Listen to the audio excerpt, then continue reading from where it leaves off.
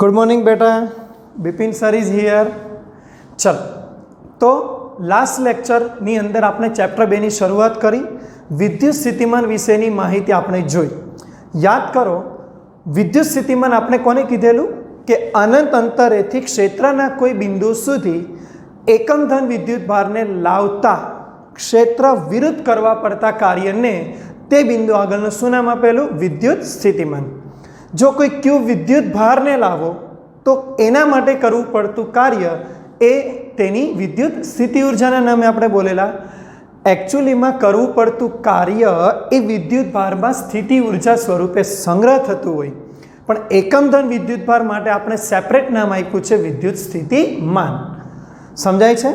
તો આવી રીતે આપણે ગઈકાલે સમીકરણો અભ્યાસ કર્યા, પછી અલગ અલગ વિતરણ વિદ્યુત ભારના વિતરણ કરીને એના દ્વારા આસપાસ એમના વિદ્યુત સ્થિતિમાનો ગણતરી કરી।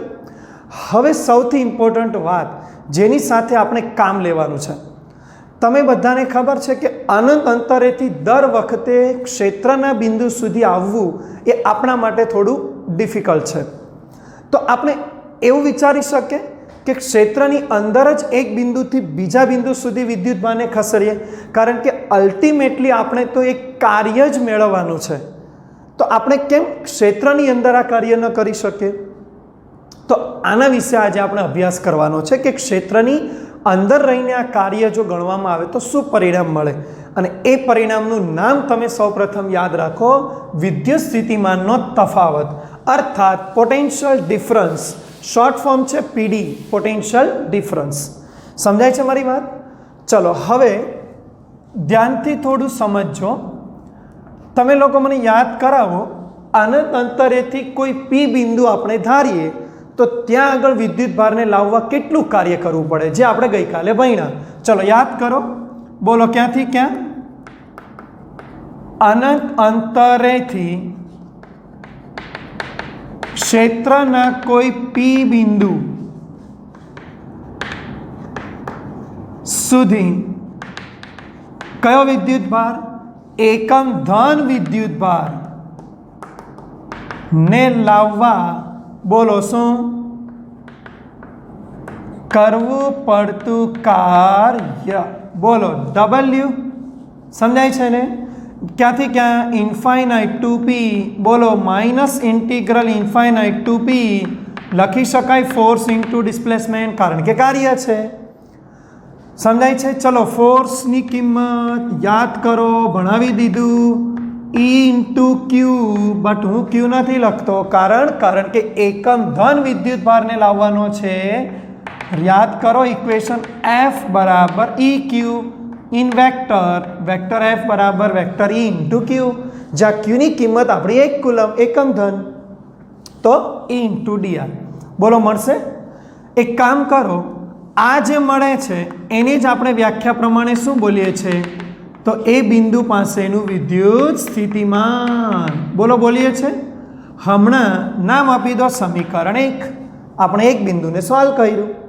ચલો આવી જ રીતે ક્ષેત્રનું જ બીજું બિંદુ લઈ લો, કોઈ આર, બોલો તો ત્યાં આગળનું વિદ્યુત સ્થિતિમાન કેટલું? એ જ રીતે ક્ષેત્રના કોઈ આર બિંદુ પાસે આ વિદ્યુત ભારને લાવતા બોલો આ દરમિયાન કેટલું કાર્ય? સીધું સમીકરણ બનાવો, વી ઓફ આર બોલો minus integral infinite to R vector E dot D R. બોલો ક્લિયર? નામ આપી દઈએ સમીકરણ 2। આ કયું? અનંતથી પી સુધી આવ્યા। આ કયું કાર્ય? અનંતથી આર સુધી। એક કામ કરો, ક્ષેત્રના જ પી થી આર સુધી જાઓ તો ચાલો, તો બેનો ડિફરન્સ કાઢીએ। બોલો તો V of R minus V of P, દીકરા યાદ છે ને? તફાવત કેવી રીતે લખીએ? અંતિમ ઓછા પ્રારંભિક, આપણે પી થી આર પર આવીએ છીએ, અંતિમ ઓછા પ્રારંભિક, અંતિમ બોલો આરની કિંમત minus integral infinite to R E dot D R. બોલો ક્લિયર? માઇનસ સમીકરણ, આ પણ માઇનસ માઇનસ પ્લસ, એટલે integral infinite to P vector E dot D R. चलो और सॉल्व करिए, समझो। Infinite to R, okay, E dot D R. આપણે કામ કરો, આ કાર્યને બદલી કાઢીએ, એટલે અનંતથી પી ને બદલે પી થી અનંત જઈએ તો માઇનસ કરાય. બોલો, પી થી ઇનફાઇનાઇટ શું લખાય? ઈ ડોટ ટી આર. તમે એક વસ્તુ ખબર પડી, અનંતથી આર, અહીંયા શું છે? પી થી અનંત. તમે આવું બોલી શકો, પી થી અનંત, અનંતથી આર. તો આપણે કેમ આવું ન કરી શકીએ? પી થી ડાયરેક્ટ આર. બોલો, તો પી થી આર સુધીની ડાયરેક્ટ કિંમત તમે એપ્લાય કરો તો જવાબ શું લખાશે? V of R minus V of P is equal to, બોલો, minus integral from P to R vector E dot D R. બોલો, બનશે ઇન્ફાઇનાઇટનું સોલ્યુશન બધાને ખબર છે 0 થવાનું છે. આપણે બિંદુવતના કેસમાં ભણાવ્યું, ઇન્ફાઇનાઇટ માટે કિંમત 0 થવાની છે. એટલે આપણા માટે મળતું કાર્ય પી થી આર કેટલું મળશે? તો મળશે integral minus integral P to R E dot D R. તો દીકરા, આ જે તફાવત મળે છે એને જ આપણા માટે બે બિંદુઓ વચ્ચેનો શું કહેવાય? પીડી એટલે કે વિદ્યુત સ્થિતિમાનનો તફાવત કહેવાય છે, પોટેન્શિયલ ડિફરન્સ.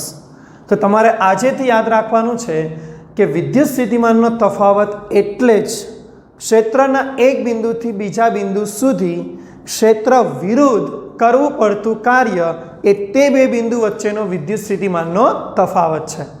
અને જો તમને હકીકતની વાત જણાવું તો આપણે વ્યવહારમાં આવા ક્ષેત્રના બિંદુઓ વચ્ચે કાર્ય કરવાના છે.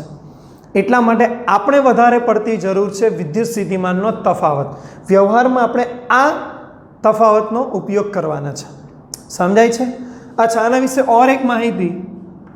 આ જે તફાવત છે એ પણ અદિશ રાશિ છે, એનો પણ એકમ, જો તમે પીડીનો એકમ વિચારતા હો તો એ પણ સેમ ન્યૂટન, સોરી વિદ્યુત ભાર પર કરવું પડતું કાર્ય એટલે જૂલ પર કુલમ. એકમ ધન વિદ્યુત ભારનું કાર્ય છે એટલે જૂલ પર કુલમ, અથવા એઝ ઇટ ઇઝ વોલ્ટ. સમજાય છે? પારિમાણિક સૂત્ર પણ આપણે ભણી ગયા. m1 l2 t-3 a-1, એ પણ as usual same m1 l2 t-3 a-1. તમે દીકરાને આમ યાદ રાખજો, આ પહેલા 3 1 2 3 પાવરનું સમીકરણ છે અપન એમ્પિયર, એટલે આ એમ્પિયર છેદમાંથી ઉપર આવશે -1. બરાબર? તો આ જે હકીકત છે બે બિંદુ વચ્ચેનો વિદ્યુત સ્થિતિમાનનો તફાવત છે. ક્લિયર? ખબર પડી ગઈ? તો તમારે હવેથી આ સમીકરણને યાદ રાખવાનું છે. ન્યુમેરિકલી આ સમીકરણ સાથે આપણે કામ લેવાનું થશે. બોલો, ક્લિયર? તો બોર્ડ પરની જરૂરી બાબતને નોંધ કરી દો. ચાલો, તો હવે પછીનો આપણો ટોપિક છે સમસ્થિતિમાન પૃષ્ઠ, equipotential surfaces. Most important topic in board exam, in GNET entrance exam. Most important. દીકરા, આ ટોપિકનો કન્સેપ્ટ તમારે બરાબર યાદ રાખવાનો છે અપ ટુ એન્ડ સુધી. બરાબર? કારણ કે કોમ્પિટેટિવ એક્ઝામની અંદર ખૂબ જ ઇમ્પોર્ટન્ટ છે. મોસ્ટ ઓફ ધી ટાઈમ આ ટોપિકને રિલેટેડ ક્વેશ્ચન્સ પૂછાયા છે, એટલે બરાબર ધ્યાન આપજો. સમસ્થિતિમાન પૃષ્ઠ. પૃષ્ઠ મતલબ સપાટી. કેવી સપાટી? સમસ્થિતિમાન મિનિંગ જ નામની અંદર છે, સમાન સ્થિતિમાન ધરાવતી સપાટી. સમજાય છે? જો મારે એને પ્રોપર વ્યાખ્યાયિત કરવું હોય તો આવી રીતેની વ્યાખ્યા આપી શકાય. એક સમાન, ધ્યાનથી વ્યાખ્યાને જોજો, એક સમાન વિદ્યુત સ્થિતિમાન ધરાવતા બિંદુઓમાંથી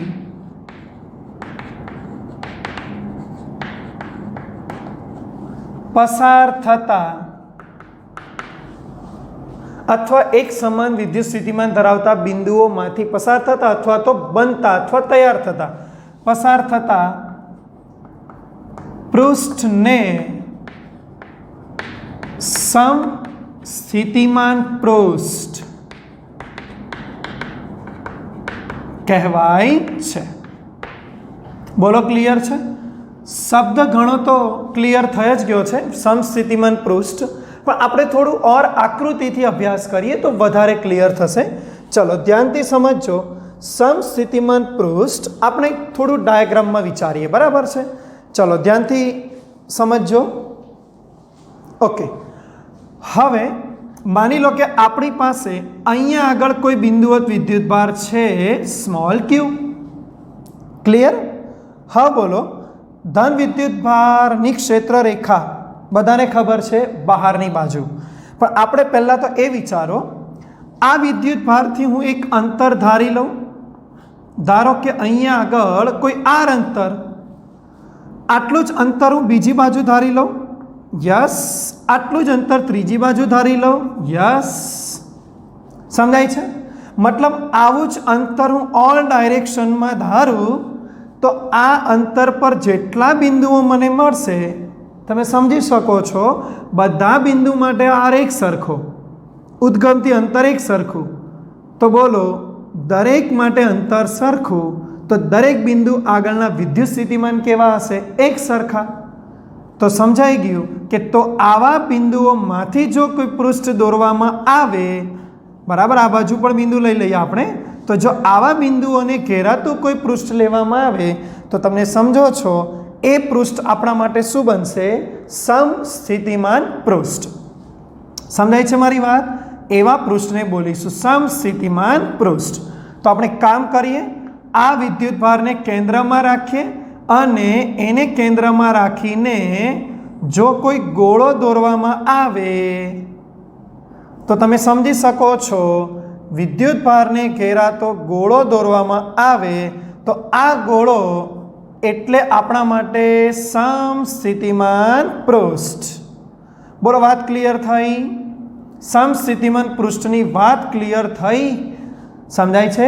આ બધા બિંદુઓના નામ પણ આપી દઈએ. 1, 2, 3 and 4 આવા તમે અસંખ્ય બિંદુ લઈ શકો અને દરેક બિંદુ પાસેના વિદ્યુત સ્થિતિમાન એક સમાન. કારણ કે દરેક બિંદુઓના કેન્દ્રથી અંતર સમાન. સમજાય છે? અને તમને ખબર છે ને બિંદુવત વિદ્યુતભાર દ્વારા આવા કોઈ આર અંતર પર વિદ્યુત સ્થિતિમાન કેટલું મળતું હોય? યાદ કરો.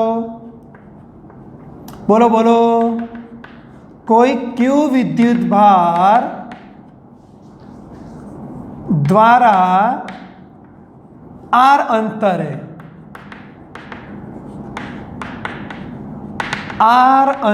બોલો કેટલું વિદ્યુત સ્થિતિમાન? યાદ કરો સમીકરણ. વિદ્યુત સ્થિતિમાન V = KQ / R. ચલો દીકરા, આ સમીકરણને જોઈને બોલો, આર અંતર આપણા માટે બધા બિંદુઓનું સેમ, તો વિદ્યુત સ્થિતિમાન સ્વાભાવિક છે સેમ જ બને. કારણ કે KQ તો ઓલરેડી અચળ, આર પર આ વીનો આધાર છે, પણ આર તો બદલાતો નથી. મતલબ કે દરેક બિંદુઓ માટે વી કેવો? એક સરખો.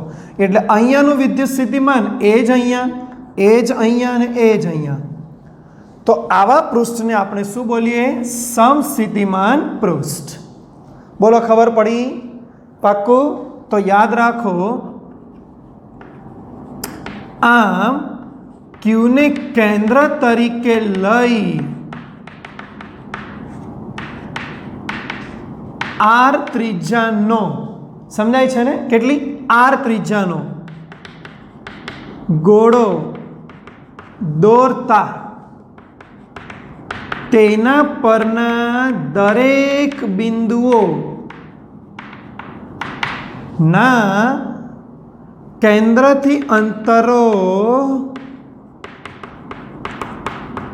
સમાન થતા તેના વિદ્યુત સ્થિતિમાનો એક સમાન હશે. એક સમાન હશે. સમજાય છે? તો આ તૈયાર થતા ગોળાને સમસ્થિતિમાન પૃષ્ઠ આપણે કહી શકીએ. તો આવા તૈયાર થતા ગોળાકાર પૃષ્ઠ ને સમસ્થિતિમાન પૃષ્ઠ લઈ શકાય. બોલો, વાત ક્લિયર થઈ? આવા પૃષ્ઠને આપણે કહીશું સમસ્થિતિમાન પૃષ્ઠ. અચ્છા, ઓર એક વાત બહુ મસ્ત, ધ્યાનથી સમજજો. કોઈ એવું કહેશે કે સર મારી ઈચ્છા છે કે હું અહીંયાનું અંતર લઉં, આટલું સ્મોલ, અને એટલા જ અંતરે બધી બાજુ જાઉં, તો હવે મને જે પૃષ્ઠ મળે એ બોલો આવો ગોળો મળશે. તો આને શું કહેવાય દીકરા? આને પણ સમસ્થિતિમાન પૃષ્ઠ કહેવાય. કોઈ કહેશે નહીં સર મને હજુ મોટા અંતર પર જવું છે, બોલો તો આ મને મળે તે દીકરા આને પણ સમસ્થિતિમાન પૃષ્ઠ કહેવાય. અર્થાત ક્યુને કેન્દ્ર તરીકે લઈ આવા અસંખ્ય ગોળાઓ દોરી શકાય, એટલે કે અસંખ્ય સમસ્થિતિમાન પૃષ્ઠ તમે લઈ શકો. સમજાય છે? તો હું અહીંયા એ બાબતને પણ લખી આપું છું કે આવા અસંખ્ય સમસ્થિતિમાન પૃષ્ઠો વિચારી શકાય. સમજાય છે ને? આવા અસંખ્ય સમસ્થિતિમાન પૃષ્ઠો વિચારી શકાય. બોલો, આટલી વાત ક્લિયર થઈ? સમજાયું? હવે છે ને આપણે આ સમસ્થિતિમાન પૃષ્ઠની કેટલીક ખાસિયત જોવાની છે. સમજો, ધ્યાનથી સમજવાનું છે, બરાબર? પોઈન્ટ પર જે પોઈન્ટ સાબિતી આપું છું એના પર ફોકસ કરજો. આપણે માની લો કે અહીંયાના સ્થાન પર ઊભા છીએ. સ્ટાર્ટ કરીએ આ સ્થાન પર. હવે મારી પાસે અહીંયા કોઈ એકમ ધન વિદ્યુતભાર મેં મૂકેલો છે. વિચારો, એકમ ધન વિદ્યુતભાર અહીંયા મૂકેલો છે. મારે આ વિદ્યુતભારને ગતિ કરાવીને અહીંયાના કોઈ લોકેશન પર લાવવો છે. સમજાય છે? તો જો મારે અહીંયા લાવવો છે તો તમે લોકો જાણો છો આ જે આપણો પથ છે એ પથ પાસેથી વિદ્યુત ક્ષેત્ર કઈ દિશામાં હશે? યાદ કરો દીકરા, ધનની ક્ષેત્ર રેખા હંમેશા બહાર. બોલો, ધનમાંથી વિદ્યુત ક્ષેત્ર રેખા બહાર. તો તમે લોકો સમજી શકો છો કે આ વિદ્યુત ભારની ક્ષેત્ર રેખા બહાર એટલે વિદ્યુત ક્ષેત્ર બહાર. તો આપણે જે ચાલવાનું છે ને એ જોતા તો એવું લાગે છે કે ક્ષેત્રને લંબ જ ચાલવાનું છે. જો ઘણાને એવું થશે સર બહુ ખબર નહીં પડી. ચાલ બીજી રીતે સાબિતી આપું, સમજો. આ બિંદુથી લઈને આપણે આ બિંદુ પર આવવું છે, હા ને? ચલો ધ્યાનથી સમજો. ધારો કે પૃષ્ઠ પર કોઈ એકમ ધન એટલે 1 કુલમ વિદ્યુત ભારને પૃષ્ઠ પર એક બિંદુથી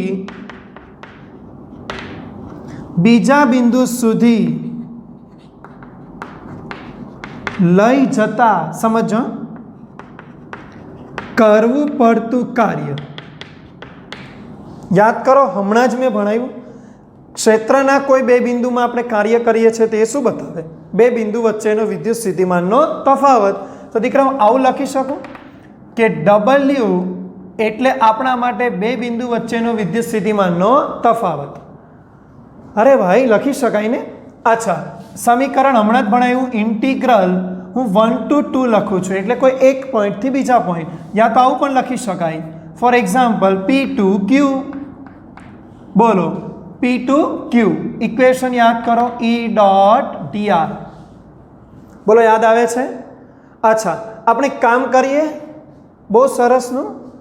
આપણે છે ને હમણાં કોઈ સ્મોલ ડિસ્ટન્સ ચાલીએ, સ્મોલ dr, આટલું સ્મોલ ડિસ્ટન્સ ચાલો.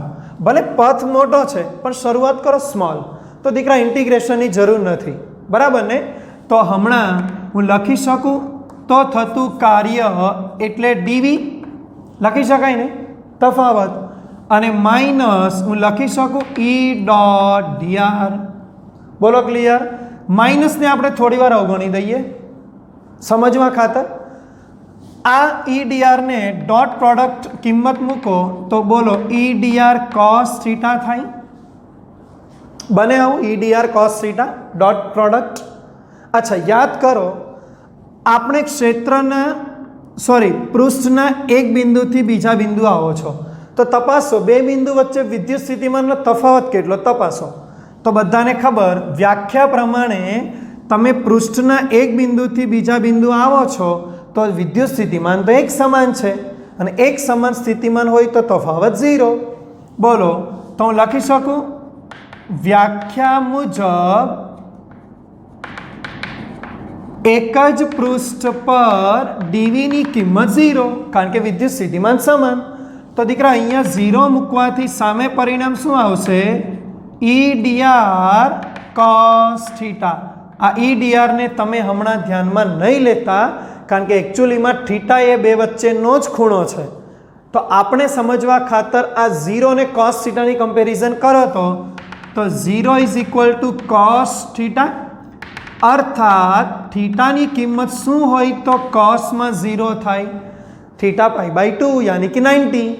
मतलब एवो थयो कि विद्युत क्षेत्र एक बीजाने केवा होवा जोईए परस्पर लंब आ बंने लंब होवा जोईए 90 नो एंगल अर्थात तमे क्षेत्रनी बात करो तो आ समस्थितिमान पृष्ठ ने केवुं हशे लंब रूपे हशे 90 ना एंगल पर।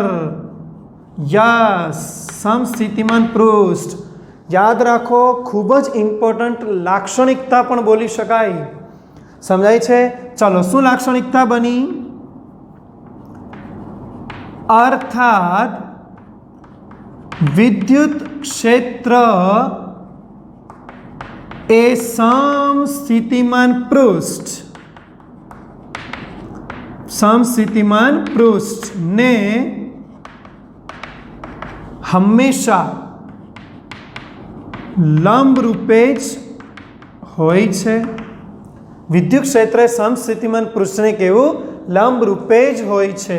याद राखो EDR परस्पर लंब छे। कोई मने एवुं पूछे सर अहींयाना कोई बिंदु अरे तो विद्युत क्षेत्र रेखा आम छे पृष्ठ ने लंब। कोई पूछे अहींयाना बिंदु अहींयाना कोई स्मॉल तो एमां विद्युत क्षेत्र रेखा आवी रीते आवशे जो लंब रूपे। टूंकमां तमारे याद राखवानुं छे कोई पण पृष्ठ परना बिंदु आगळनी क्षेत्र रेखा ते बिंदु पासे जो नानो खंड धारो तेने लंब रूपे ते बहार आवशे। बहार आवे ए पण फिक्स नथी कारण के आपणो उद्गम धन विद्युत भार छे एटले बहार।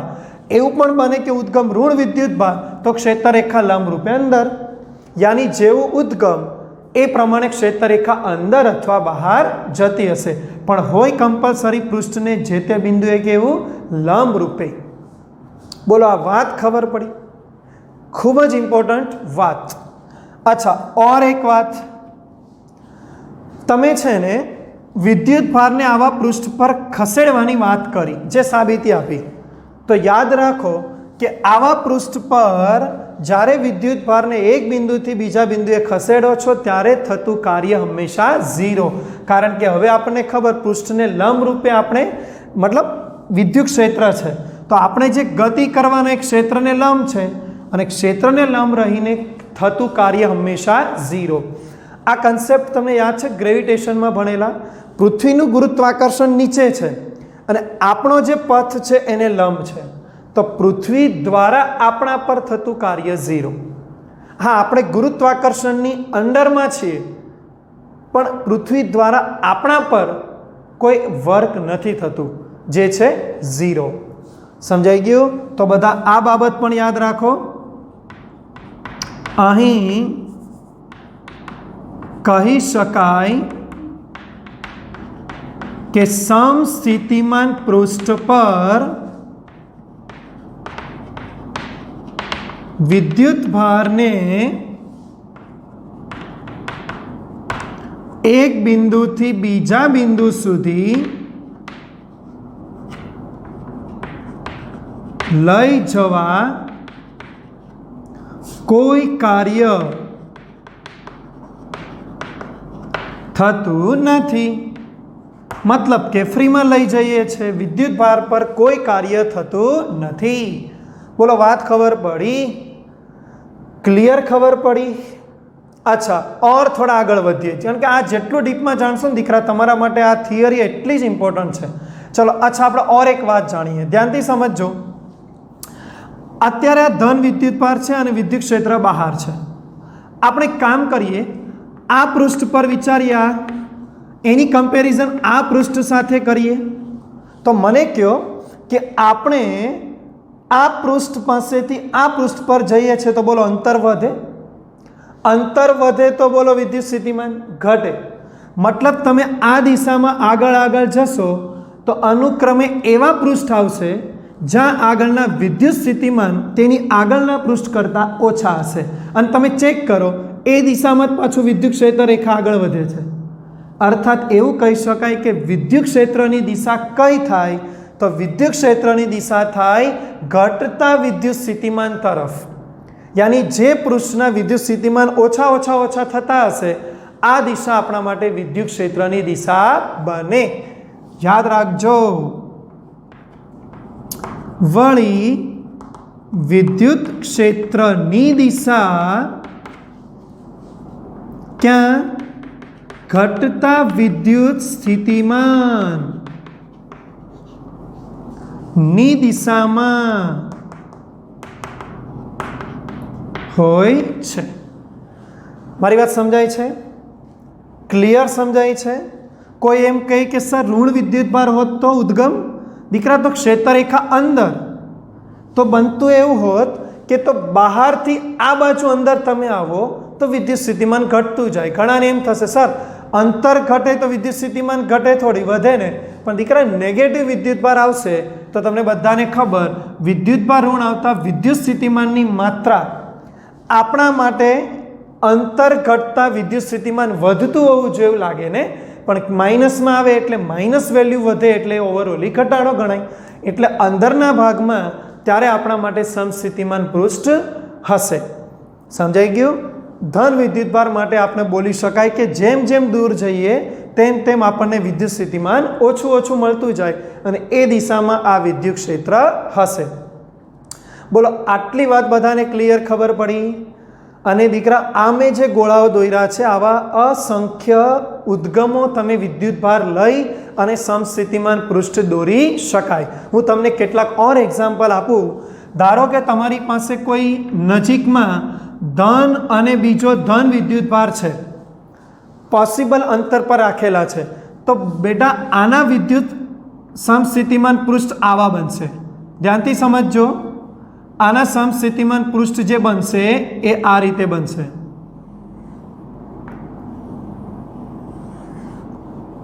तमे लोकोने जो एक समानता आमां देखाय अने एक जुदापणुं तमने आमां देखातुं होय बराबर, तो तमे ऑब्जर्व करो।